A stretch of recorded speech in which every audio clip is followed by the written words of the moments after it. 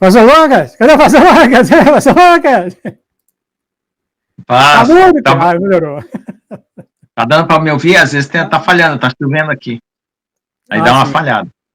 Se der parada, eu falo. Se começou a falar, parou, voltou de novo. É. Porque às vezes ele muda aqui a tela, não sei, eu tenho que dar um toque aqui, ó. Dá um tapa aí. Eu não sei o que acontece. Meu querido, então, uma oração sobre o Senhor, não vou tomar mais seu tempo. Amém. Amém. Obrigado, Senhor, por trazer para nós agora o nosso amado pastor Lucas. Que o Senhor venha agora a colocar nele, Pai, as coisas que o Senhor tem já escrito no coração dele desde o início dos tempos. Que ele venha falar os seus mistérios, as suas emoções. Que ele venha falar, Pai, as coisas que o Senhor quer passar para os seus filhos ao redor do mundo. Da única maneira que o Senhor tem criado, e ela é tão única somente para o pastor Lucas, cada um de nós temos a nossa maneira de seguir, e é essa maneira que o Senhor nos usa para falar o Senhor, pois o Senhor está em todos, em todos. Abençoe, então, que a tua mão direita seja sobre a cabeça do pastor Lucas, e que o Senhor venha derramar sobre ele o teu amor, o teu carinho, a tua paz, os seus mistérios e a tua sabedoria, que assim como o pastor Jones acabou de fazer, ele venha falar os teus mistérios para as pessoas que estão vindo ao redor do mundo, Senhor. Em nome de Jesus, glória e honra, Pai. Muito obrigado por essa oportunidade. Amém, amém, amém. Amém, amém. Glória a Deus. A paz, Senhor Jesus, irmãos, tudo bom? Então, aqui nós temos bastante irmãos hoje aí. Vamos saudar aqui um pouco, né? Para que os irmãos também se sintam confortados na presença de Deus, né? Ana Lúcia Carneiro, Eliana Souza, Ezequiel Silva, Maria Carmo, né? Luana Santos, Daniel, Ezequiel Silva, Maria Lopes, Milena Moreira, Célia Lima, Rosana Rueg, né? Todos que estão aqui na live, Deus que abençoe a todos, que a paz do Senhor Jesus seja com todos. Então, irmãos, as questões mais difíceis que nós temos na nossa vida espiritual é as coisas do coração, né? Às vezes as pessoas fazem um curso na universidade, elas acham aquela matemática tão complicada, né? Que é uma matemática coisa da razão, né? Mas não é tão complicada não, né? Tem duas coisas simples na matemática, né? Descobrir o valor de x e no final tudo dá zero, né? Até minha filha perguntou uma vez, né? Por que a equação dá igual a zero? O que vocês vão procurar saber se dá tudo zero, né? Então, esse mundo aqui, ele está numa condição bem estranha, e eu fico, às vezes, me perguntando por que as pessoas seguem uma coisa tão estranha como é esse mundo. Eu penso assim, eu vou expor assim um pouco do que eu penso, né? Por que Satanás tem que requerer a minha vida se ele não me criou? Né? Ele não me criou. Se ele tivesse criado alguém, fala assim, esse cara é meu, eu criei ele, então eu quero ele para mim. Então, não vejo razão disso. Aí a gente conversa sobre as coisas de Deus, a dificuldade que a gente tem com Deus, né? Parte de comunhão, né? De revelação e tudo, né? Que é a coisa que você mais gostaria de sentir de Deus? Eu tenho, né? A coisa que eu mais gostaria de sentir. Então, não sei quando que Deus vai me dar isso. Mas sentir, quando eu falo sentir, a palavra é tão ruim, né? Sentir é um sentimento que é uma coisa que é que nem o álcool. O álcool você põe na superfície de uma mesa, passa um álcool, daqui a pouco evaporou, tá mais lá não. O pensamento também. Mas tem hora que o pensamento, ele enfia na cabeça da gente e não sai. Você tem que orar. Aí o sentimento, quando ele entra também, às vezes você fica magoado, né? E aí, nossa, a mágoa é um negócio sério, porque parece que a mágoa é mais forte do que o pensamento. A mágoa, até para você orar, é difícil, porque você está com a mágoa, como é que você vai orar? Porque você é lá do coração, que está magoado, que precisa orar. Entende? É que nem querer... Você chega no banco para fazer um empréstimo, aí o gerente pergunta, quanto você tem na conta? Aí você fala, não tenho nada, por isso que eu estou aqui, para fazer um empréstimo. Se eu tivesse alguma coisa, eu não estava aqui. Não, mas para fazer um empréstimo, você tem que ter algum movimento, alguma coisa na conta, né? Isso é até uma coisa contraditória, né? Então, a gente tem essa justificativa, né, de que as pessoas boas vão para o céu e as pessoas más vão para o inferno. Mas até que ponto uma pessoa é boa, até que ponto uma pessoa é má? Se você fosse olhar pelos olhos humanos, você nunca ia converter o Saulo, né? Deus nunca ia converter Paulo. Paulo matou pessoas, obrigou as pessoas a blasfemar. Então, nos nossos olhos, ele é uma pessoa má, mas Deus salvou ele. E as pessoas boas, que a gente acha que são boas, até que ponto elas são boas? Porque pessoa boa, o problema dela é que ela não quer mudar o que está errado, ela acha que está bem. E ela acha boa o suficiente, né? Ou seja, ela não quer ser justificada pela cruz, pelo sacrifício de Jesus. Ela acha que ela é suficiente para apresentar uma justiça para Deus. Então, baseado nisso que eu estou falando aqui, eu já deixei de querer apresentar uma justiça para Deus. Eu não apresento nenhuma justiça. O que eu vou apresentar para Deus? Eu sou bom, eu sou mal. Se eu for mal, pior ainda, né? E se eu for bom? É suficiente para mim entrar no céu? Não é, né? Então, a nossa justiça tem que ser a de Jesus. Só que hoje na Santa Ceia eu coloquei uma equação, né? A equação é aquilo que você coloca lá numa equação 2x mais 3 igual a 7. Aí você quer saber o valor de x, né? Então, a equação é saber a resposta de uma pergunta. Essa equação pode ser espiritual. Você pode estar tentando resolver uma equação aí na sua vida. Sua vida com o seu marido é uma equação que não está resolvida. A sua vida sentimental, você é uma pessoa solitária, gostaria de ter um esposo, uma esposa, também não está resolvido. É uma equação sem solução ainda, né? Ou então, você está separado e gostaria que a sua esposa retornasse, é outra equação que não está resolvida. E eu peguei, eu fui esperto. Eu limpei todas as equações que seriam desse mundo e fiquei só com a fundamental. O que é fundamental nesse mundo aqui? É você resolver seu problema com Deus. Marido, esposa, família, você ora. O que Deus vai fazer, uma hora, Deus faz. É só você esperar, né? Eu considero a fé que nem esperar um ônibus, né? Vai ter uma hora que o ônibus vem, né? Então, com o ser humano, quando você marca um encontro, você tem a alternativa de pensar, não, acho que esse cara não vem, não, ele vai me dar calote. Mas Deus não, Deus ele vem. Só que tem uma hora, né? Então, o problema com o encontro com Deus é o horário, né? Não é a fidelidade. Com o ser humano é a fidelidade. Porque o brasileiro tem dois problemas, né? Quando você marca um encontro com um brasileiro. O americano, não. O americano é fiel ao horário, né? Os europeus também são fiel ao horário. Se você marca um jantar às 8 horas, as pessoas às 8 horas estão batendo na campainha. Blim, blom. O brasileiro chega ou meia hora antes, ou meia hora atrasado, ou uma hora antes, uma hora atrasado. E é outro problema brasileiro é que ele dá a palavra e depois ele não vai. Então tem dois problemas, né, com o ser humano. E nós somos uma nação que, por termos muitos mais erros do que outras nações, nós aprendemos a superar determinadas dificuldades pela dificuldade que nós mesmos temos uns com os outros. Então, nós somos, assim, muito mais pacientes, mais tolerantes, né? O americano não é tão tolerante com o outro quando ele falha no compromisso. O brasileiro já viu tanto o outro brasileiro decepcionar ele que ele pegou a régua dele e botou lá embaixo, né? Mas com Deus, a única coisa que você tem que ter é saber que o horário é ele que vai dar o horário e ele vai vir, pronto. Então, seu casamento vai ter uma resposta, seu esposo vai ter uma resposta, sua família tem uma resposta. Aí o que eu faço? Eu penso assim, não, o que Deus manda eu fazer? Orar. Por quê? Porque você vai conversar com o parente, Você mandou uma mensagem bíblica.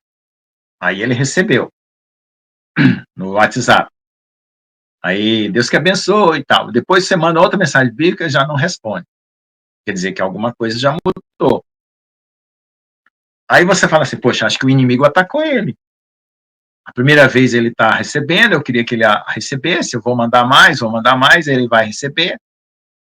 E agora o inimigo está atacando ele, e ele não sabe se defender, porque ele não é crente ainda, né?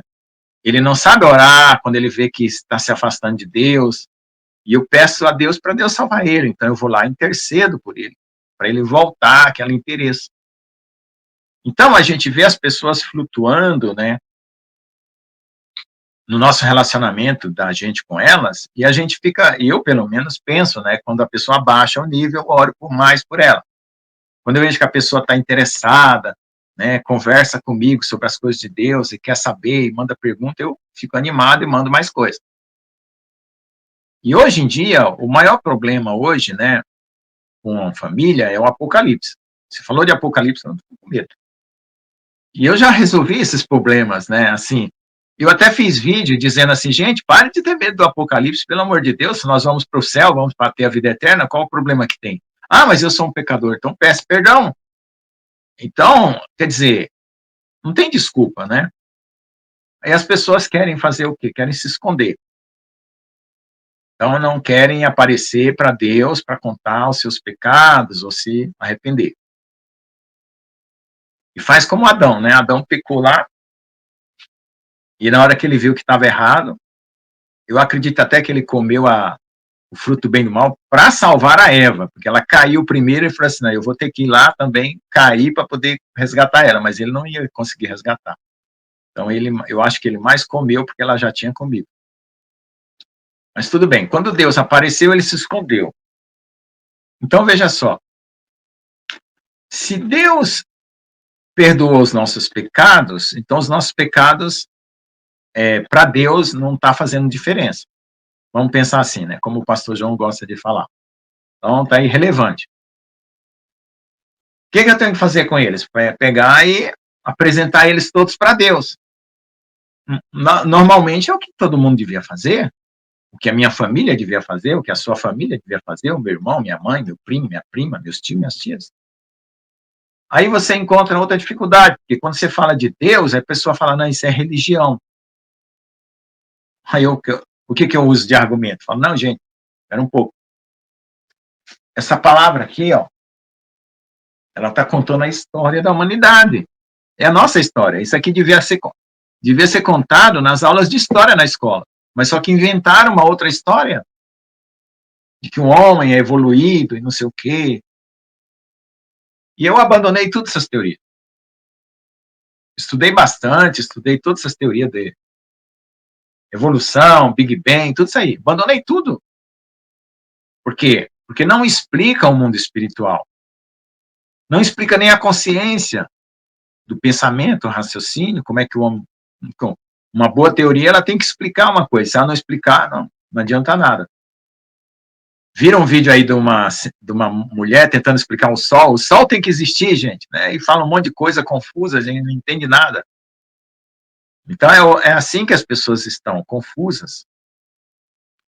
Então, veja só, o que a gente tem que entender? Que Deus nos criou, né? E que essa Bíblia é a história. Começa lá no Gênesis, Deus criou os céus e a terra.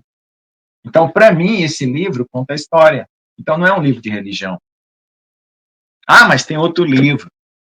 Tem um livro dos egípcios, tem um livro dos caldeus, tem um livro da outra religião ali que conta também a história, e é diferente dessa. Mas, espera um pouco, quem conta a história? Aqui é o próprio Deus. Então, se ele fez, ele criou, ele é o próprio Deus. Então, eu acredito nele, na autoridade dele. Então, é pela autoridade dele que eu vou dar fé. Ah, não, quem está contando? É o Manezinho que está contando a história. Será que o Manezinho é digno de crédito? Então, eu vou pela pessoa que é mais digna de crédito. E quem é mais digno de crédito? Deus. Agora, se Deus me arrebatar lá no começo do mundo e começar a mostrar como foi que ele fez o céu e a terra, eu vou até trazer uma revelação aqui e vou completar os versículos do que a gente não entende de uma parte para outra. Mas eu vou estar testemunhando uma coisa que Deus está me mostrando. Então, a autoridade dessa palavra vem de Deus. Por isso que a palavra autoridade é a mesma coisa de autor. Quem é autoridade é aquilo aquele que falou a coisa. Ele é autor daquilo que ele falou. Então, a autoridade é de Deus. Então, para as pessoas entenderem a vida delas, elas têm que crer que elas são criadas e que elas... Essa aqui é a história dela, a minha história, a sua história, que foi criada por Deus. Pronto. Eu fui criado por Deus. É uma base, já coloquei um tijolo ali. Agora, o que Deus falou para me criar? Façamos o homem a nossa imagem e semelhança. Então, qual que é o objetivo dessa vida? Me tornar a imagem e semelhança de Deus. Aí surgiu um tal de Satanás, que se rebelou contra Deus. Aí ele vem querer tentar a gente para ser o quê? Servir um cara que é anjo caído? Qual o sentido disso, de eu ser satanista? Você aí, satanista, você está aí ouvindo essa live? Qual o sentido de ser satanista? Ora, ele é um anjo caído, uma criatura. Ele cria o quê? Nada. Entende? Não tem sentido para mim. Então tem coisas que não tem sentido. Né? Então, eu sou uma pessoa muito racional nesse sentido. O que não tem sentido, eu jogo fora. Não tem sentido, não tem sentido, não tem sentido, não tem sentido, não tem sentido. Entende? Mas aí qual é o problema que a gente encontra quando a gente examina a si mesmo? O coração. É ou não é? Digamos que Deus resolveu todos os problemas da sua família, todo mundo está louvando a Deus, todo mundo está esperando Jesus. Digamos que seu marido agora está bem com você, te ama, te trata maravilhosamente bem. Digamos que a tua esposa já voltou para casa, teu esposo voltou, os teus filhos, está todo mundo curado, todo mundo limpo, todo mundo puro. O que está precisando? Você. Seu coração.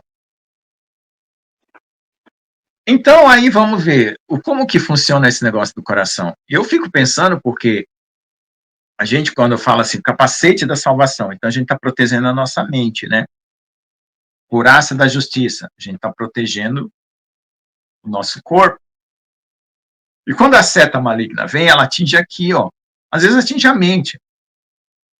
Mas a seta do mau pensamento, é aquele pensamento ruim, que traz a depressão, que traz assim, você se sente deprimido, acha que Deus não quer você, que Deus não te ama, ele vai vir para o coração. Mas tem hora que o inimigo ataca direto o seu coração, direto. Então você tem que ter uma couraça de justiça.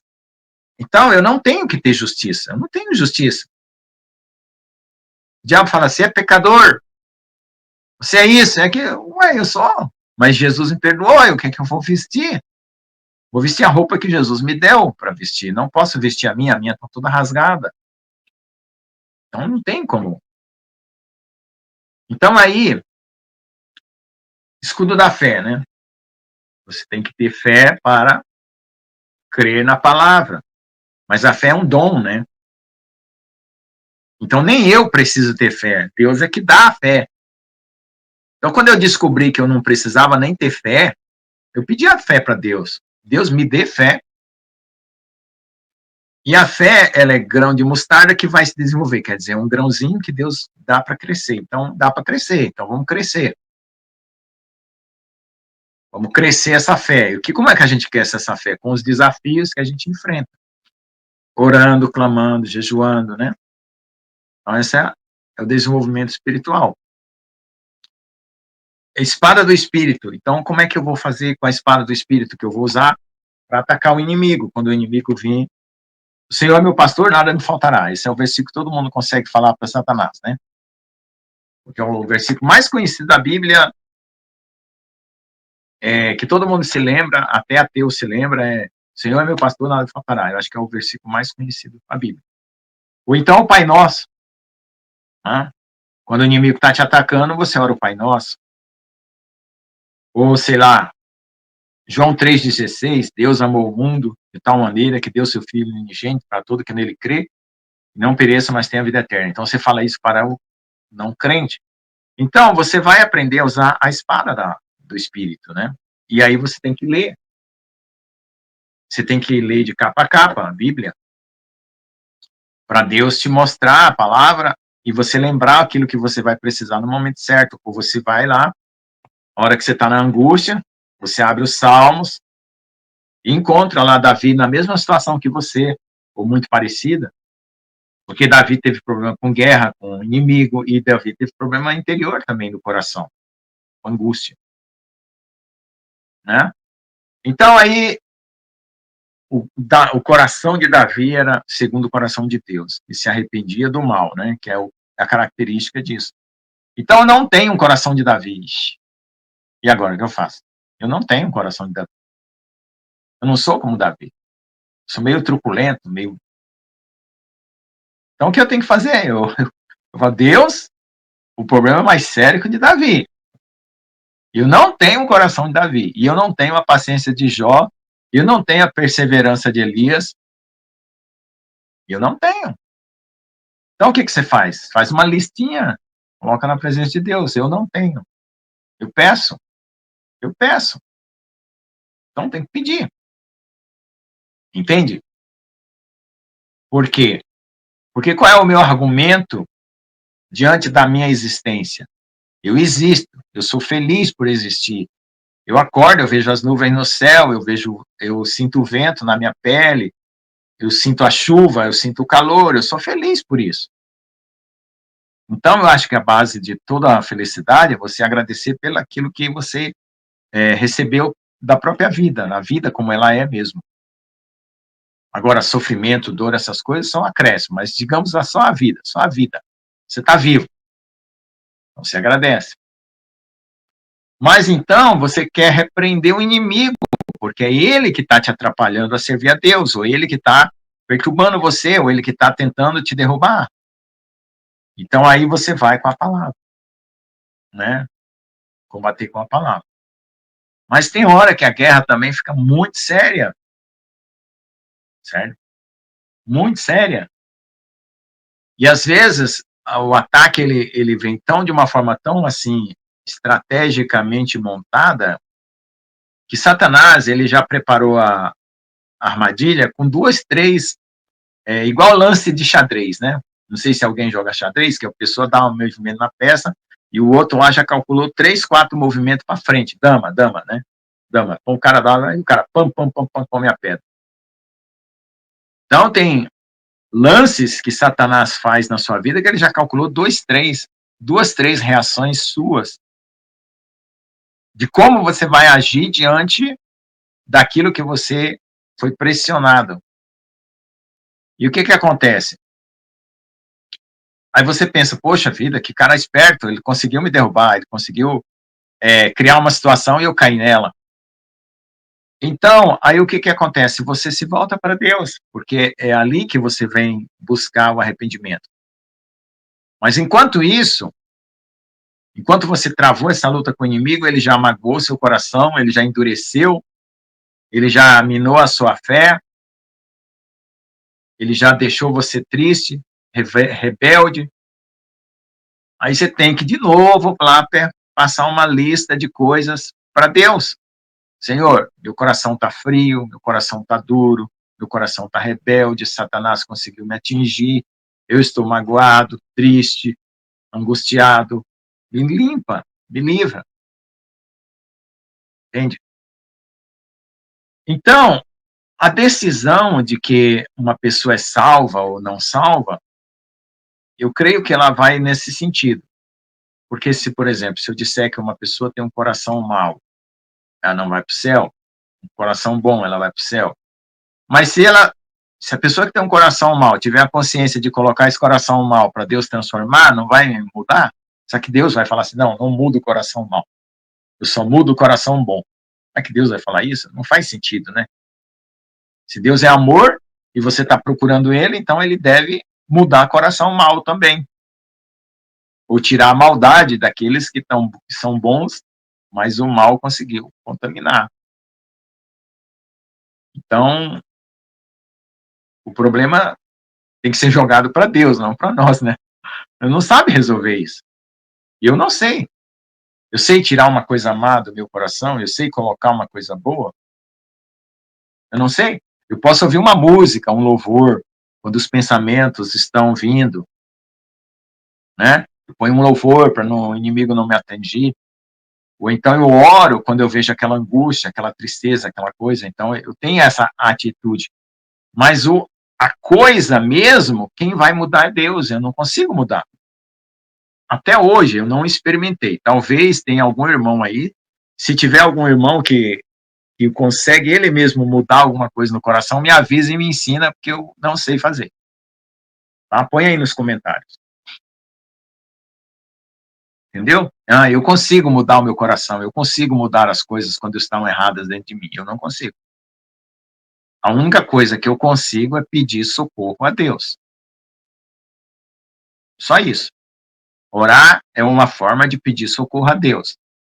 Jejuar é uma forma de pedir socorro a Deus. Ler a Bíblia é uma forma de pedir socorro a Deus. Então, esse é o máximo que eu consigo. Louvar. Às vezes você está triste, não sai o louvor. Não sai. Aí você tem que clamar, clamar, clamar, até que der uma brechinha e você começa, glória a Deus, aleluia, glória ao Senhor Jesus, te agradeço por essa luta, te agradeço por esse dia, te agradeço por isso, te agradeço por aquilo. Você vai se esforçando. Aí entra aquela última parte que eu sempre falo. Tudo isso que eu falei é um evento de um único dia? Amanhã eu não faço nada disso, dá tudo errado e acabou. Então, os cristãos estão sendo ensinados que a vida cristã é um evento. É um evento. Ah, aconteceu, nunca mais acontece. Para mim, não. Para mim, se for um evento, tá ruim. Para mim, a vida cristã é uma construção. Uma construção. Todo dia você coloca um tijolo, todo dia você coloca um cimento, né? Uma estrutura, uma parede, uma janela, uma porta. É uma construção de uma vida inteira. Mas caiu, desabou a parede que você construiu. Então, recomeça. Porque se não for assim, irmão, se for um evento, aconteceu, aí no outro dia não acontece, acabou o evento. Você vai embora, vai deixar o diabo te levar para o inferno, né? O que você vai fazer no inferno? Né? O que você vai fazer no inferno? Então o salmista, ele argumentou até com Deus ele perguntou assim, o que eu vou fazer no inferno? Eu quero é te louvar, te bendizer, te adorar.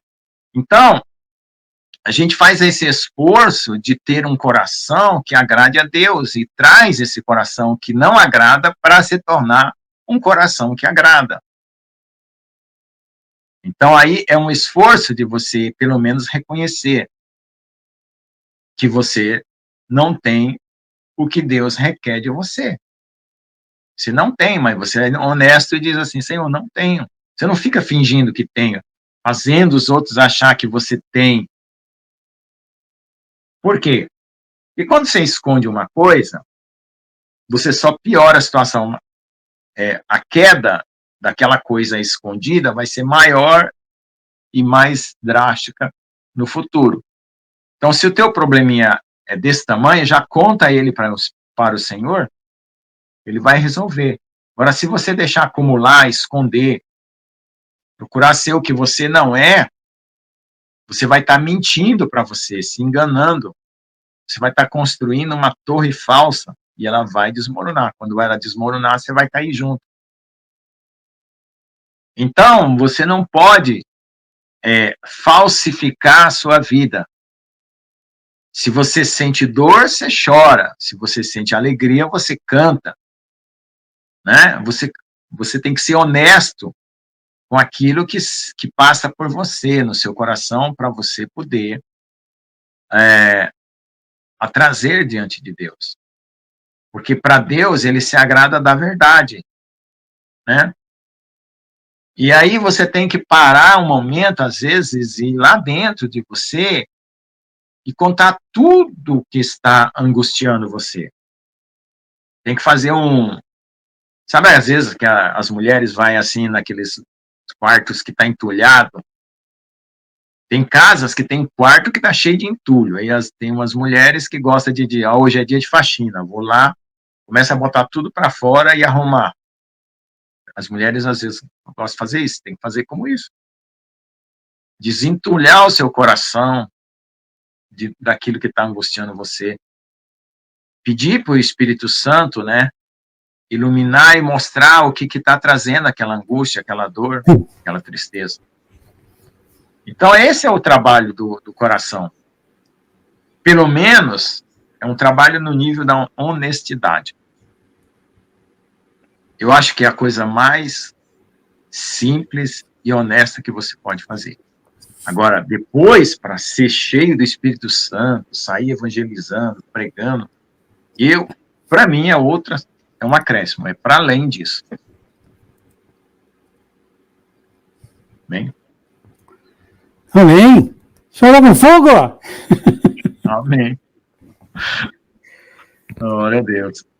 Realmente, o nível de nosso Deus aqui nessa igreja é realmente espetacular. A mim, é espetacular o que ele traz aqui para os que estão vindo aqui. É extraordinário, realmente. É muito profundo as coisas que o Senhor mostra aqui para aqueles que estão aqui nesse canal. Né? O Senhor passou Jones, agora o Senhor. Amém. Coisas profundas de Deus mesmo. E, de certas maneiras, como o Senhor fala aí, são bem práticos, né? O Senhor é bem prático. Assim. Fazer isso, vai para o inferno, vai fazer o que lá? Não é só coisa que ninguém pergunta. É bem prático. Eu não sei se tem alguma pergunta aqui para o senhor, até agora não pintou nenhum. Eu gostei quando o senhor falou da pessoa boa, né? Aqui está o problema do bonzinho. Ele nunca se autoanalisa na cruz, nunca. Ele está bom. Não é isso, pastor? O que o senhor poderia, então, falar para essas pessoas que se sentem que são tão boazinhas? O senhor tem alguma palavra para eles? O bonzinho é o mais difícil até do que o mal, sabe por quê? Porque o Jesus ele teve problema mais com os fariseus, né? Aqueles que tinham vida errada, ele já sabia o que estava errado, né? Agora tinha o rebelde, aquele da cruz lá, que tinha um que era um errado não rebelde, que se converteu, clamou, e o errado rebelde, né? Aí, desse errado rebelde eu não sei tratar muito bem, porque eu sei que a carne nossa tem rebeldias, né? Mas a gente pode perceber isso e colocar na presença de Deus. Mas o bonzinho é aquele que quer, assim, como é que eu posso dizer? Ele segue as coisas certas, né? Ele não quer ser pego em nada.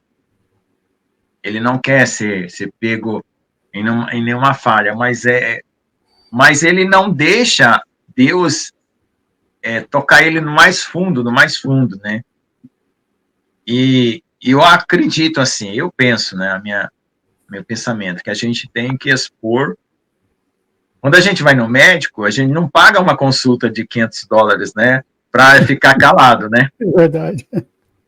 Você fala assim, ó, doutor, eu vim aqui, quanto foi a consulta? $500, né? E, sei lá, quanto que é uma consulta nos Estados Unidos? Aqui é R$500, mas aí nos Estados Unidos... $250 mais ou menos aqui. Então, aí você vai lá e fica calado. Assim, não, você fala todas as dores que você tem, ó, tô com dor no fígado, dor no estômago, dor nos rins, dor no pé, dor de cabeça, não durmo à noite. Você tem que contar tudo, porque a sua esperança foi tão caro a consulta que a sua esperança sai de lá curado. É verdade, é verdade. Então, se você está com um médico que é Deus, que é Jesus, então você tem que pensar, minha consulta está custando $500, você tem que contar tudo, tem que sair daqui curado. Então, eu penso assim, eu sou assim nesse sentido, eu sou prático. Veja só, quem é o Deus que criou tudo, né? Por exemplo, quando era criança, eu queria montar coisas, né? Então, quando eu montava, eu sabia desmontar. Então, quando você inventa uma coisa, você sabe fazer e desfazer. Então, se Deus nos criou, ele sabe montar e sabe desmontar. Então, se uma coisa está quebrada dentro de nós, Deus sabe consertar, né? Você espera que o fabricante sabe reparar. Pega uma televisão, devolve para o fabricante, ele conserta e manda para você uma nova, né? Ou reparada.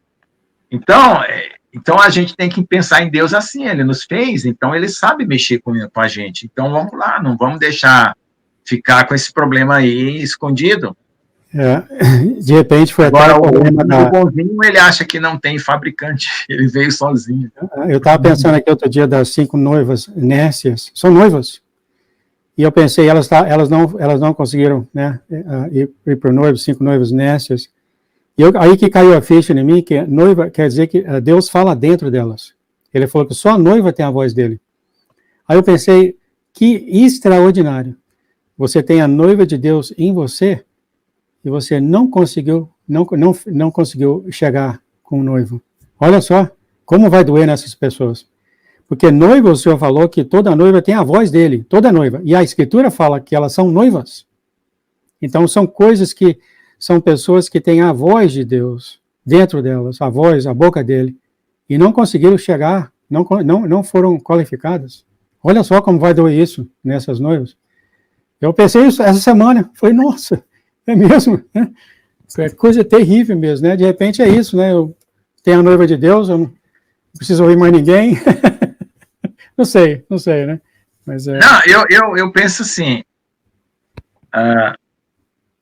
se eu tiver uma consulta com Jesus de $500, eu vou ficar mais do que 40 minutos, né? Não sei quanto tempo é uma consulta nos Estados Unidos aí.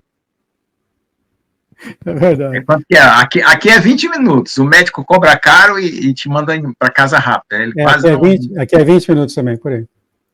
Então eu teria pelo menos 40 minutos com Jesus. Por quê? Porque eu queria saber tudo, resolver tudo. Eu acho estranho, assim, se você tem a voz de Deus mesmo dentro de você, eu acho que tinha que conversar com essa voz, né? Sim, foi Deus que falou, né? Falou para a irmã Erin, falou, só a noiva tem a voz dele. Tem que conversar com essa voz, ir lá contar. É o que eu falo para alguns aqui. E não conseguiu. Vamos conversar, então, com essa voz. Porque... eu vou terminar aqui, eu não tenho oração de encerramento, eu acho que alguma coisa aconteceu com as irmãs, ou desculpa se eu não achei, eu não tenho oração de encerramento hoje, eu só tive mesmo da intercessão.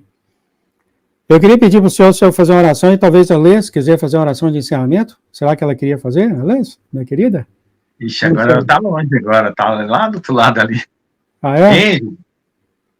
Quer fazer uma oração aqui? Encerramento. O senhor faz a oração e ela faz a dela, então. Vamos nessa. Tá bom. Ó Senhor Jesus, amado Deus, Criador dos céus e da terra, viemos aqui, Senhor, trazer o nosso coração diante de Ti. Tu és o Deus que nos criou, Senhor. Se nós fôssemos uma máquina, nós diríamos que Tu és o nosso fabricante, mas nós não somos uma máquina. Somos um ser, uma criatura, Senhor, que tem uma vontade, uma independência, uma autonomia, Senhor, de escolha. Por favor, meu Deus, nos ajude as nossas escolhas a serem as melhores. Nos ajude a quebrar toda e qualquer estrutura contrária de orgulho, que nos separe de Ti, Senhor. Nos dê o choro, o gemido inexprimível do nosso coração, do nosso íntimo, para que o inimigo não tenha essa força e esse recurso de induzir nós ao erro, ao pecado, e nem tampouco, Senhor Jesus, de nos fragmentar a nossa mente, o nosso coração. Por favor, venha ajustar a nossa vida, Senhor. Por favor, venha dar o gemido inexprimível do Teu Espírito Santo dentro de nós, para aquilo que necessitamos, Senhor, e vencermos essas dificuldades. Eu não sei por que vias o homem consegue invocar tanto mal sobre a terra, tantos demônios, tantas forças malignas, Senhor. Eu não faço ideia da profundidade das coisas ruins, mas eu peço que o Senhor anule, Senhor, sobre a vida do teu povo, da tua igreja, dessas influências malignas que têm sido lançadas na terra. Que a tua luz dissipe toda essa força, Senhor, que às vezes, nesse tempo de Halloween, que houve aí anteontem, as pessoas vão atrás de coisas tão tenebrosas, meu Deus, e eu penso que isso traz a contaminação e às vezes chega a atingir o teu povo de alguma forma, não sei, na família, pessoas que festejam isso e trazem essas maldições, Pai. Que o Senhor esteja quebrando todas elas e nos ajudando a vencer toda a dificuldade que nós estamos tendo nesses dias, Senhor, nessa batalha. Que o nosso coração se dilate para te servir e o nosso amor por ti cresça, Senhor. E o teu amor por nós seja manifesto mais intensamente, mais profusamente. Quebre esses julgos que têm trazido angústia e peso ao teu povo. Que as pessoas reconheçam a ti, Senhor, se voltem para ti. E que se voltem, Senhor, em arrependimento, Senhor. E venha, Senhor, serem curadas de todas as angústias, de todos os males. E deixar toda a justiça própria e poder receber a tua justiça e a tua paz, Senhor. E serem saudáveis no Espírito, Pai. E se há alguma coisa a mais, além disso também, que o Senhor acrescente no que for necessário para nós. Em nome de Jesus. Amém. Amém, amém, amém. Nós temos aí 4 minutos. A Liz gostaria de fazer uma oração de encerramento? Ou não, pastor? Ela está no banheiro. Ah, tá certo. Então fica na paz, no nosso Deus. Eu encerro aqui então. Tchau, tchau, querido. Tchau, tchau. Deus te abençoe.